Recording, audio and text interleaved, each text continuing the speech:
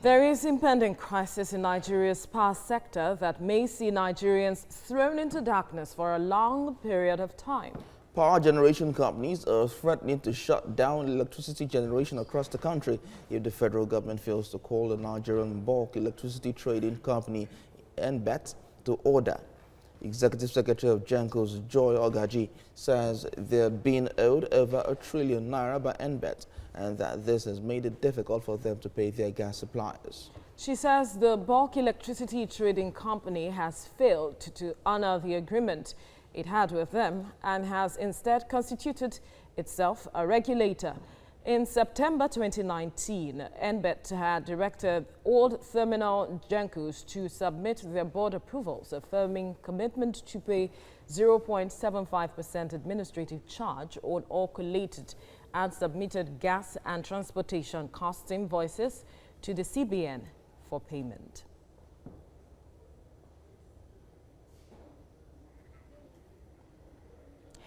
Joining us now is a social and political analyst, Achike Chude. Good morning. Thank you for joining us on TVC Breakfast. The issue of a power crisis has been on over the years, I would say, to the extent we had to privatize that sector, to thinking that that would be the solution. But now it's seeming that that privatization is having some challenges, embroiled in some challenges that might throw the country into perpetual darkness. Yeah, well, again, some of us were very skeptical at the initial stage when privatization was touted as the magic wand that would ensure that we have adequate power delivery in the country. Some of us didn't believe that because we felt that there were fundamental issues that needed, to be, sorted out. Obviously, there are certain interests that had to be satiated, certain people whose interests had to be satiated. And so, from the very beginning, the fundamentals, were not put in place. And so, there's a saying that when the foundation is not right, whatever structure you put on, on it is going to be compromised from the very beginning, and that is what we have seen. So we've had myriads of, problems within the energy sector. Again, you talk about generation, which is part of the problem that we're having now. You also have the problem of transmission. Yes. We have been told that whatever is generated, they are not able, even they are able to generate about 7,000 megawatts, but yet they cannot transmit so much. Transmit and distribute so much. And this process has been on for about 15 years now. Everybody seems to acknowledge that that is one of the fundamental issues that has not also been sorted out up to today. The capacity to transmit and distribute is still non-existent to a very large extent. And so you have just about 40% of Nigerians, making use of electricity. Of the implication for the economy, it's obvious. You cannot grow an economy without energy, both in the agricultural sector, especially with government talking about diversification. You cannot. Industrialization is compromised also in the process, and so many, other, aspects of our lives.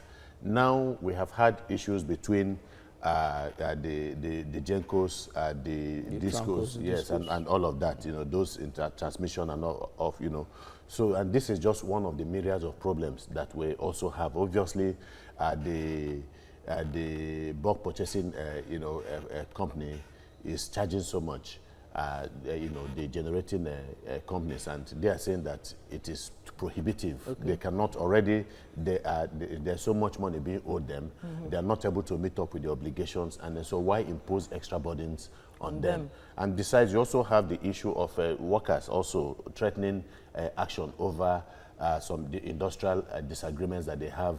So what you see really ultimately at the end of the day is crisis in the energy sector. Okay, but in as much as we have this crisis, now we saw something happen with the telecom sector. It was deregulated. Since 1999, over $2 billion have been spent in the power sector, and we are still where we are at this point. Do you suggest that we deregulate the sector and call for more investors? No, the sector has been deregulated, to a very large extent. Deregulated, having dismantling the sector into GENCOs and DISCOs and all of that. I'm talking about bringing in investors who have energy to sell to Nigerians. Yeah, I think giving Nigerians a choice. No, you see, and that is even the funny thing about it, because you're still talking about some level of monopoly. being exercised by some of these, DISCOs, for instance, in some parts of and that is because of the peculiarity of the energy sector and the way they have gone about it. So you have a situation, for instance, where vast areas, of the populace is being handled by some, some DISCOs. You could talk about Southeast, you could talk about Northeast, you could talk about the Southwest and all that. So you have these issues. And so people cannot exactly get into that process and also be, can also not be part of that process. I know that the former Minister of Energy, I think Batunde Fashola, was also talking about the possibility of getting small players within the industry to also play a role. Of course, in places like China, you have instances where even within communities, within small villages and so on, people are able to generate their own electricity, and that works to a very large extent. So we need to break down this issue of monopoly that some people are still exercising. But in terms of the regulation, I think to a very large extent, it was the regulation that has led us to where we are. There has been some level of the regulation. I agree that they still need to do more. But then it calls into question the whole basis of privatization of national assets in the first place, because that is actually, we were told that the basis for all of this, for the government, privatizing, is because public enterprises cannot work. Yeah. The crisis between the bulk, the GENCOs and the NBET seems to be something that has been on, not just now, they have been talking about payment and all of that. And at some point, GENCOs had said that if government wanted consistency in power supply, they had to look at increasing tariff and stop subsidizing. I wonder what you make of their complaints so far, to the extent they want to go on a strike now. Well, I don't know about increasing prices or tariffs, but the reality is that it's not just about power being available. If power is not affordable, you can't really say it is available. It has to be affordable also at the same time, because this energy is meant to be used, hopefully, to run the national economy, not just by households and industries. But the reality is that this crisis has been ongoing for quite some time. They have not been able to deliver. The whole purpose of privatization really has been, defeated, because we were told that, like I said, earlier, it was supposed to be the magic wand. Since public enterprises are not effective, at least on the basis of maybe the ownership by governments, that once you privatize and you have private people run them as their businesses, that everything is going to be okay. But again, the contradiction stems from the fact that over the years, so much money again has been expended by the federal government to and also we're also show looking up, at collecting $3 billion. to also show up the activities of these so-called privatized organizations. Now there's supposed to be a 600 billion naira that should be available to to the GENCOs. Yeah. They have liquidity problems, so obviously. And again, in order for them to access this, in fact, that's where the whole issue is. They are being asked to pay about 0.75% charges, and they are saying no. So you want to ask yourself whether there was some kind of consultation between both sides, or maybe just one side decided we are going to impose this on you. And so again, the GENCOs are also the problems are deep. They are saying that of the invoiced energy, that they are invoiced energy, that they're only getting about 15% of that. And so if they actually make do on their threat, they'll be shutting down about maybe 5,000 megawatts of energy. And so we're going to have major crisis. And this also is apart from even the threat being given to the DISCOs by workers in the electricity sector, by NUEE workers. Again, I think they gave them 21 days notice. If they do not meet up with their demands, then again, they're going to down tools. So we have a major crisis. It is a major crisis. Yes. The people are going to, so they said when two elephants fight, the grass suffers. The people would definitely suffer, because with lack of electricity, you are still meant to pay for not having power. So looking at all of this, aren't we right for alternative source of energy? We have the resources in the country, we have the dump sites and all, we have the wind in the northern part of the country. Why don't we take advantage of that? You know, again, it's part of the contradiction of our national life, and I think nobody put it better, fine, you know, by better than Fela, water, light, food, house. I mean, we have all of these things in this country. In abundance. You know, but you cannot see any. There's so much energy. And I agree with you, the need for diversification, especially in today's world where people are, you know, talking about, you know, being less reliant on fossil energy and all that because of their environmental impact. So there is no doubt that we have so much energy in this country. We have, I mean, other sources of energy, even coal. People, again, the environmentalists will argue with that, but we have so much of these things. I mean, how can a country have so much and yet you're flirting with poverty to that level? I think the value of leadership in this country has been part of the problem why we have not been able to, you know, fully take advantage of the great potentials that we have in this country to make our country a better place. So these are some of the issues that are yet to be, you know, resolved. There are serious political, you know, problems that lead to the economic crisis that we're having in this country. And I have always said that if you want to solve even our economic crisis, you need to begin to look at the root. You need to begin to look at the political, you know, crisis that is generated by our inability to provide effective leadership. Let's talk solutions now. First, to avert this blackout, that's on the one hand, and also finding solution to the sector in general, because the Senate is looking at probing the sector why there has been incessant power supply over time. And also, Vice President Yemi Osinbajo at one time said that only recapitalization can solve the problem of the sector.